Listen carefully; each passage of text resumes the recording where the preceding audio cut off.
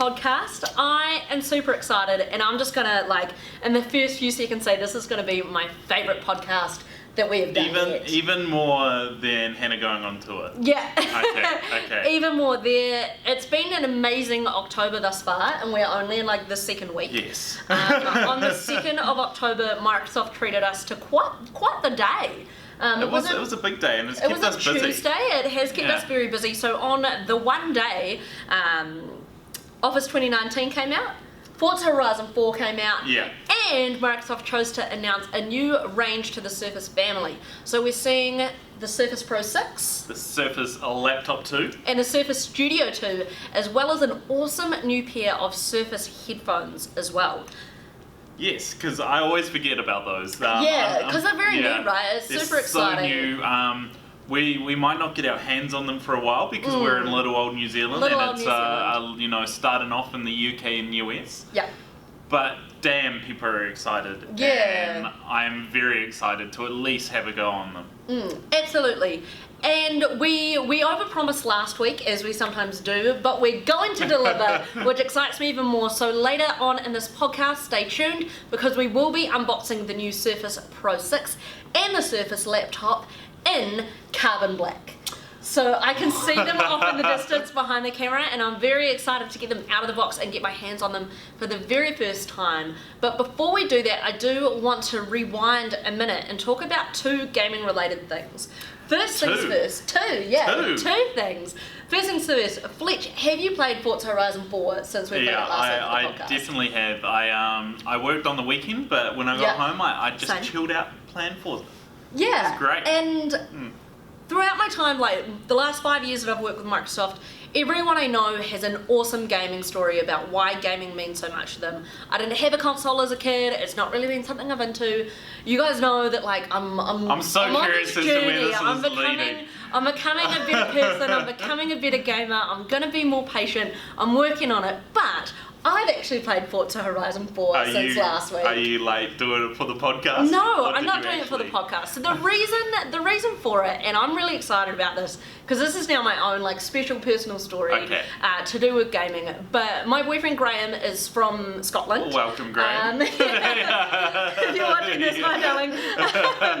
But he's from the UK, and when we were kind of cruising around the map, I saw that Edinburgh was on the map, and that's where Graham went to uni. Yeah. Obviously, going to Scotland from little old New Zealand is a very expensive exercise, so that's not something we're going to be doing anytime soon. We can quite easily pop to my hometown of Wellington, but going like way over to Scotland is a whole other story. So we sat down and he took me through Edinburgh, through Forza Horizon 4, and I was able to see like where he used to live, where he went to uni, even like some pubs that he played at. Really? Yeah. Like I knew it was going to be in detail. Where he went for his morning runs. But I didn't think it would have that much detail in it. That's impressive. Interestingly, even on there is the cafe where J.K. Rowling wrote the Harry Potter books. Oh, wow. Yeah, wow. so there is heaps and heaps and heaps of awesome stuff through that Forza Horizon format. Of course, it's not like the entirety of the UK, like that's pretty huge. Like Graham did note a long time to drive to Edinburgh. A very long time, very long time. He did note that there were like some things that instead of being like 1,000 miles apart were right next to each other, but all of like those iconic landmarks and stuff, it was really special for us, for Graham to be able to share that with me, and he just got super excited, and it was really, really nice. So I think the question is, are we going to have some smooth, dulcet Scottish tones on the podcast anytime soon?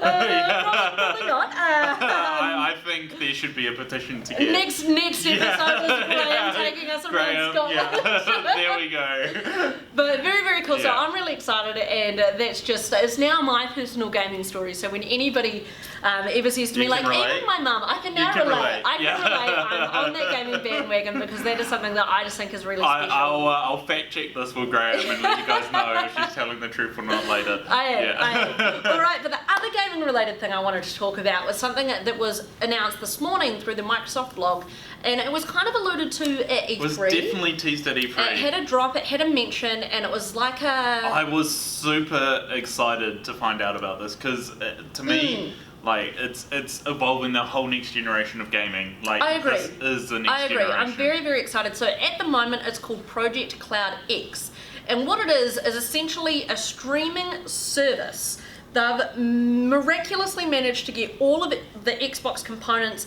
into what they're calling a Blade, I believe. An Xbox Blade. You'll read more about this than me. You're destroying me at gaming today. And what they've done, see, I can now relate, so I'm into it. I'm excited. I was even like so looking out for this, and we got an email letting us know that this video has been released. But you forgot your headphones today, so you haven't seen it yet. I'm relying on Hannah. I'm living vicariously for you. So basically what they've done is they've got all of the components to an Xbox down so they can put it into a server and then stream throughout the world. So basically what Project Cloud X is going to allow you to do is play your Xbox from your Android phone, from your iOS phone, via a tablet. You can connect up an Xbox controller to those things, or they've also created some touch inputs which are very similar to a controller. So that's a very quick explanation. Yeah. I'm gonna chuck in the video here. Absolutely. Because it is awesome, it is inspiring, and it really takes us to a whole new place of where technology is gonna go. Our cloud engineers are building a game streaming network to unlock console quality gaming on any device. There's 2 billion gamers in the world. Some of them have a PC, some of them have a console, some of them have a smartphone, some of them have all three. What if everybody in the world could play Halo? What if everybody in the world could play Red Dead Redemption? Everybody in the world could play the games. What would we have to do in order to make that possible? In order to do that, we believe we need to build a game streaming service. We see game streaming as a great technology, giving you access to the games that you want to play on the device that you want to play them on. Being able to compute in the cloud and then stream to whatever device I'm on, allow me to play with anybody.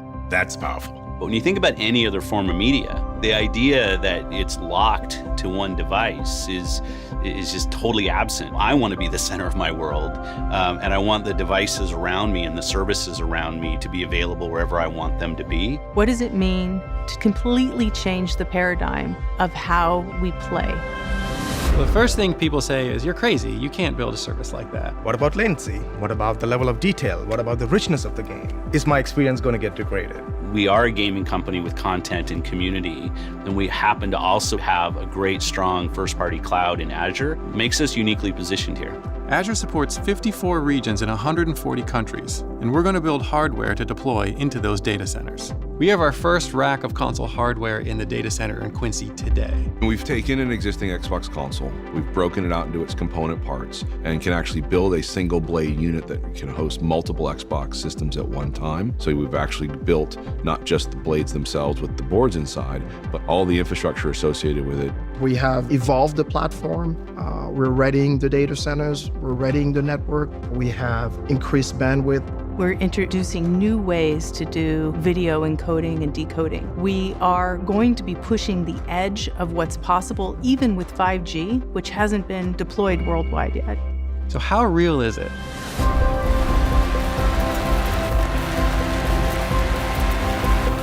The first time I played Forza on my Android phone, it was just amazing. You're playing your favorite game, and it's streaming. You'll be able to play with an Xbox One controller connected via Bluetooth. And if you don't have a controller, you'll be able to play with our touch input controls. I'm a huge console gamer, but now when I'm done with the console or my son walks into the room and he wants to play something else, I don't ever have to stop gaming because I'll be able to game the games that I love on every device that I own. As we think about this next step for us, the idea of putting the gamer at the center is critical to how we goal ourselves in the gaming team and the Xbox team. We love the device that we build, our Xbox consoles. We want those to be world-class, the best place to play. Consoles are still gonna be a flagship experience. You know, you're gonna have that immersive, high-fidelity experience with your amazing sound systems. It's all right there. But we know not everybody on the planet's gonna go buy a gaming console. It's actually about choice for you. It's amazing for traditional console players because it gives them another place to play. But what's incredible is for the people who haven't been introduced to this type of gaming. People who've never seen a franchise like Halo or never seen a franchise like Gears, it's pretty amazing. We have it up and running today. And when we have it just right, we're going to scale it out in an epic way and deliver it to the world.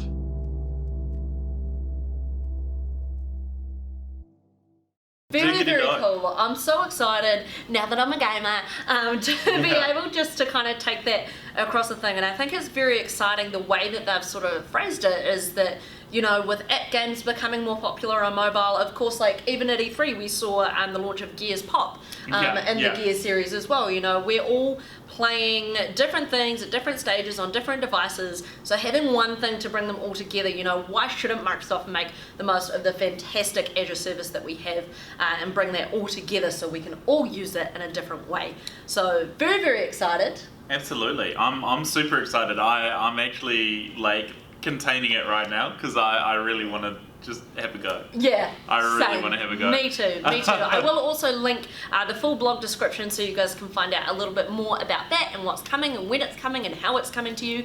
But let's get into it, Fletch. Let's unbox some new service devices. Unboxing a new product is always my favourite part of the job, and here we have the new Microsoft Surface Pro 6. We have gone back to that naming convention, and as originally with the Surface Pro family, we have gone back to black with that new awesome finish on this. Let's see it outside of the box. So this is the first time I've taken one out. As we've done with previous unboxing videos for the Surface family, we can see on the clear film around it, it's letting you know there's Windows Hello, where the mic space, your power, your volume, your ports as well. So you've got a USB 3.0 as well as that mini display port as well, and your Surface Connect to go out to all of your other ports. But who needs plastic when you've got this level of luxury here? Look at that. This is my first time actually seeing it out of the box, and I knew I was going to love it, but I love it even more than I thought. The finish on this is incredible. Fletch, can you tell us a little bit about how they've managed to infuse this? Yeah, so you would have noticed the original Surface Pro was actually black.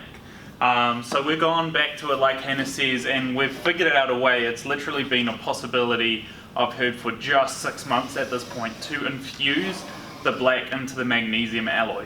Because originally the Surface Pro unfortunately did do a little bit of peeling, so having it infused into the metal means even when it scratches it's still going to keep that nice black sheen.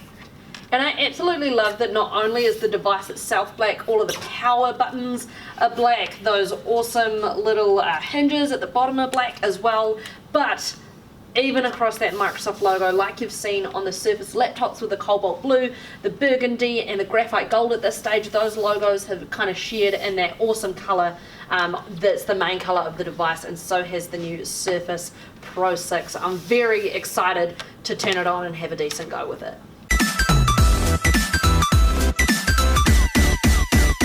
As much as I love the Surface Pro, last year when the Surface laptop came out, it very, very quickly became my favourite of the Surface devices. I use it as a personal device. That awesome Alcantara, that warm feeling on my palms when I'm using it is definitely my favourite part of this device.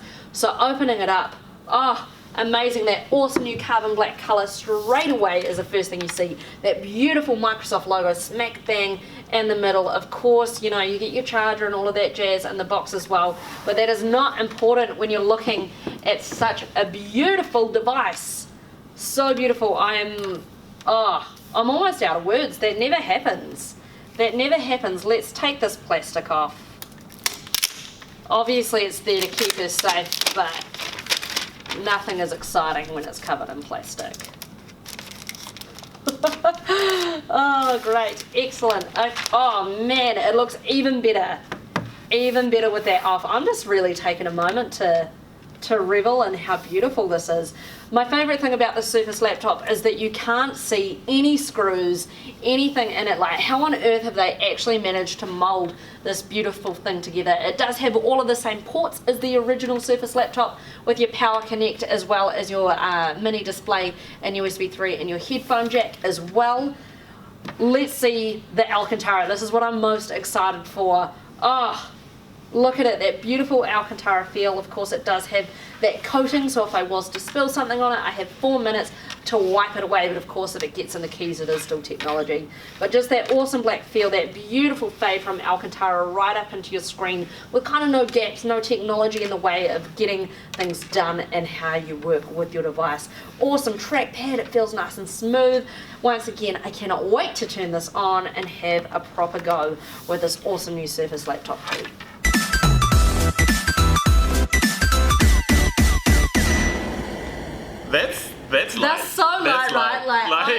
Yeah. Genuinely, this was the first time that we have seen these in person, and I think you can tell that we're reveling in our excitement. I've always taken the pleasure of the unboxing away from you. It actually. I'm sorry, please. Like one thing. I'm just gonna talk over you now. It's my turn. No. Time to shine. But you can feel that the black's been infused. It feels different. It doesn't feel like your normal platinum color. Yeah. This is great. The carbon black. Wow. And like I know the form factor, the weight. That stuff shouldn't have changed. It's got new specs inside. The weight would have varied very minimally based on that. But it feels so light. It does. The black just makes it feel light. It's great. Black is slimming. Yeah, it's slimming. Oh, it doesn't work on me. No. See, and like what I'm really excited about is that with Surface and kind of bringing the color story to Surface is so you can get a Surface that matches your personality, that matches your flair, that matches what you like. And I finally got one. I've finally got a black Surface to go with my darkened soul, but you guys have probably noticed on the podcast, like I exclusively wear a leather jacket all the time. I usually wear dark colors, and like I always get excited about, like I got excited when I heard there was a new carbon black Surface coming. Absolutely. But actually seeing it and touching it and holding it and seeing how amazing this color looks in person, like I really hope that the camera is doing this justice for you guys, because this exceeds my expectations. It's quite a deep black, like, you know, that's what you'd expect when black's said, but so often we get like a very charcoaly, very like faded black. Well, even this is very just nice. Yeah, so this has replaced the graphite gold in terms of the laptop, which was my favourite. So that's why I held a slight animosity towards this guy, but I don't anymore. Yeah. And I think I guess people's perhaps issue with the graphite gold was that it didn't look gold whatsoever. Yeah, it definitely was so more heavily in the light that sometimes it looked like a platinum. It was far more on the graphite scale than the gold scale. Absolutely. I still loved it, like a parent loves their child, but this. Like, honestly, this. When we talked about the Surface Go a few weeks ago, you guys know that I've seen the launch of so many Surface products in my time with Microsoft that I'm just so excited to be here again to have some new products. And like, I started my job when the Surface Pro 2 came about, and I actually have one at home. And I was taking Graham, sorry, you've just come in and you're featured on this podcast, Graham. Next episode. but he's a Mac user. And so I was showing him, you know, I was saying how excited I was that these devices were in the office. And he's just like, oh, so like, which is which? Because at home I have one of each. Yeah. And, you know, I was just like, all right, hold the phone, let's go. You know, I had them lined up all on the coffee table and we were going through them, and then like, surprise, here's the old Surface Pro 2, and he was like, whoa, this is heavier than my MacBook, like, this is crazy, it's so small, but it's got so much gut to it. And as we said when we were unboxing them, going back to black I think is awesome, but we've done it way better than before. Yes. The fact that, as Fletch said, it's infused, and that honestly feels different. Like, it's quite strange. Yeah, it's when they come out in store, go ahead and touch one. Just touch it. Just go out there and just touch it. Touch the Alcantara. But you know, the fact that it is infused, so it's not going to peel, it's not going to overheat, all of those kinds of things. All right. It's just exciting, but that's not all that's changed. Exactly. Thank you. I was just about to say I'm totally frothing way too much over this. Let's actually get into some of the nitty gritty for you guys. Absolutely. We'll start with the Surface Pro because the Surface Pro 6. Because that's where the Surface family started, right? And that's where the color black started too. Yep. It started on the original Pro, so it's had a good update on the inside. It's now got an 8th gen Intel processor, which I've been told is about 30% faster than the previous generation, which is, like you say, amazing, absolutely awesome. It's now coming with Windows 10 Home and retail. Yep. And the great thing about that, and it's not the exclusive reason why, is it's going to help drop the price. Yeah. So these are going to be cheaper to market, and who doesn't like something that's a little bit cheaper, but you're still getting all that awesome quality, you know, it's still in that, like you were saying in the unboxing video, still got the black hinges, it's still got that attention to detail, the nice little kickstand. Let's listen. It's too quiet to hear on camera, but it's really nice. Beautiful, just that card all closed, that well-positioned magnet. Absolutely, Amazing. It's so good. Awesome. So the laptop. Surface laptop. What is laptop different? 2. We need to get in that habit already. I know. The laptop top 2. So the laptop 2. Surface laptop 2. It's also had an 8th gen Intel processor put on it, so it's also about 30% faster, which is awesome. And it's coming now with a Windows 10 Home. So that's a bit of a pattern you'll see across the Surface line, barring the Studio 2. We don't have one of those to show off, unfortunately. Not but not barring yet. the Studio 2, and the Surface Book 2 as well, everything is going to be coming in 10 Home or 10 Home in S mode. Yeah, so for the Surface Go. Absolutely, which I think it's important because Home is made for people who consume product and take it home. Yeah. Hence the name. I feel like it's so weird saying that. Yeah. But that's why, right? And Pro is a commercial SKU, so so that's a great point to touch on. So these will have commercial-based units through With Pro. with Pro through resellers and stuff, just not at a retail level. Absolutely. So there will be those differences there, but as Fletch said with the Pro, kind of the main reason for that is to help us keep, one of the main reasons, is to help us keep that price point down at retail, which is very exciting. Absolutely, and you can also pay to upgrade to Pro now. Yes, thank you, Fletcher. So that's a big thing. So you can actually pay to upgrade. That varies by region. So I'm not going to tell you how much it is because it's probably different where you're from. And if you guys are confused about what any of that means, like what's the difference between Windows 10 Home, Windows 10 Pro, we did do a podcast dedicated to that a few weeks ago. If you have any questions, go and check that out. And I know we don't have the Studio 2 here, but let's chat it's about had it quickly. a big upgrade. So not only is the internals upgrading, so you're getting a 7th gen processor. The reason it's 7th gen is you have to remember how small the Studio base is, and that's where all your internals are. So it's getting a 7th gen processor and 10th gen graphics cards from NVIDIA. So next level. Very next level. So what that means is, I've been told, and this is a crazy number to chuck out there, that it's around 80% faster.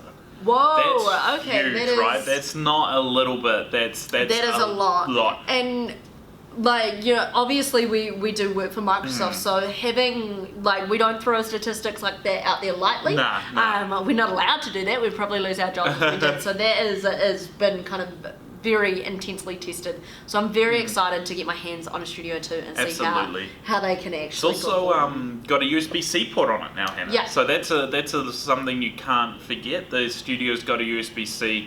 Because remember, the Studio's kind of designed for those hard-out artists. And designers, those hard-out creatives. Or people who just want the best, right? Absolutely. And so for people who are doing art and design, a lot of stuff now has got that USB-C. Whereas for people who are updating to this, they're used to that mini display.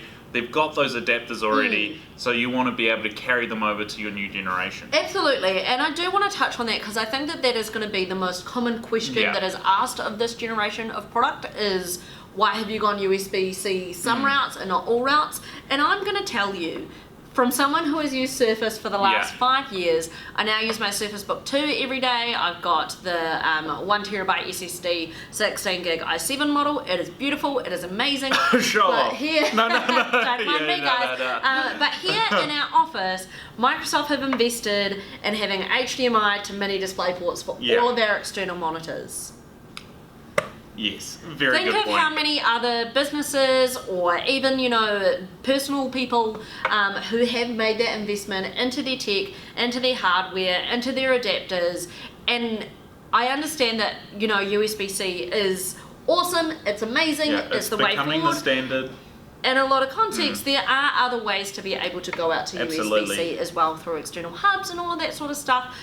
So having this as an option inbuilt for those people who already know and love Surface or have already been using Surface for a little while to not have to totally update their whole range, I think that it is really important to still have mini display. Absolutely, and I said it's becoming the standard, which I think is a really key point because we actually believe in USB-C. We're not dissing it at all. But mini display, you're going to have the same experience on every device that has mini display.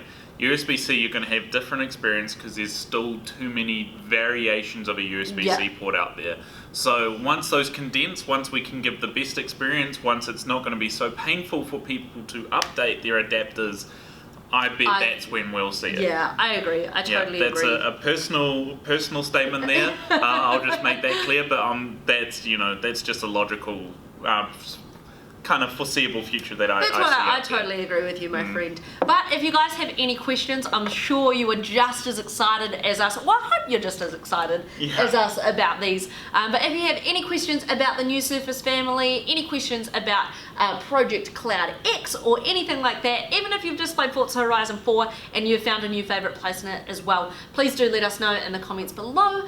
But I think that's it from us. Yeah, I do maybe have one more thing. I know you lead up to it really well. For an outro, I think you I'm just gonna. Need to do this. I feel like we need to do the Studio 2 some more justice. Oh yeah, sorry. I do. I'm sorry. I haven't seen one. We were building up to it, and we're not quite there. I don't even know where a Studio 2 is at this point. Not yet. But the other thing that's really important to remember when it comes to Studio 2 is that screen is still the same. You're still able to change the settings from RGB to PCIe3, all those great things. You still get that awesome one finger push down. That zero gravity hinge. That zero gravity hinge is huge. Amazing.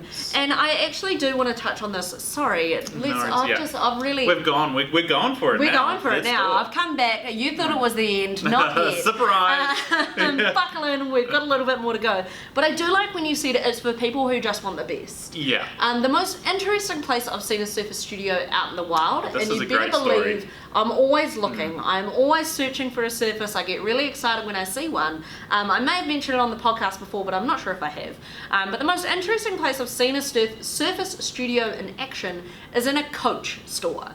So like the famous brand Coach with their handbags, their wallets, all of their amazing things. Fancy fashion. Fancy people fashion. Who are like me and didn't know what it was. When I was in Canada, and it was literally just as almost like a till system, but they had inbuilt the base into their countertop. So all it was that zero gravity screen, which was amazing and awesome. But the reason that they had it there was because if, for example, there was a product that someone had seen online or something else they were interested in, because it is such a big global brand, and it was kind of at one of these like factory outlet places where they get a lot of international guests and visitors, having that on display so customers, they had the pin out so you could circle what you were looking for and interact. And I actually saw a salesperson talking through it with a customer, so a really awesome use. And you kind of look at that and be like, that's a bit extravagant for the price of a Surface Studio. Yeah. But in a store like that, you expect the best. And seeing that interaction, I absolutely loved it, and it was very, very cool. If once you guys do see a Studio or a Studio 2, as you'll see coming out soon, have a play. Just have a play, have a touch. Check out how to change that screen, because that is super key to why it was created, and why it's so awesome for designers and creatives to use. So, because I'm super excited. I just bought a 27-inch curved monitor. So did I. I love it. It's awesome. We were at a large sales event over the weekend and we both grabbed one because they're at a wicked price. But I'm really excited for using that for video editing, any reports, any kind of invites, imagery, one pages, all of these kinds of things is so much better to do on a good quality big screen. And if only I had a Surface Studio. What a privileged whinge I'm having right now. But just having that is going to be absolutely game changing for what I'm doing in that kind of regard. So absolutely don't undersell on any kind of features of these things, because it can be the smallest thing that makes a customer fall in love or makes the user fall in love with their device and what they can do. Absolutely. So as Hannah was saying earlier before, ask us any questions you want about those new products. We'd love to hear them, love to see what kind of questions are floating around. And even your thoughts. Tell us that you love them, because we love them and we're excited to hear what you guys think as well. Absolutely. But until next Wednesday. Yeah, we'll see you guys next week.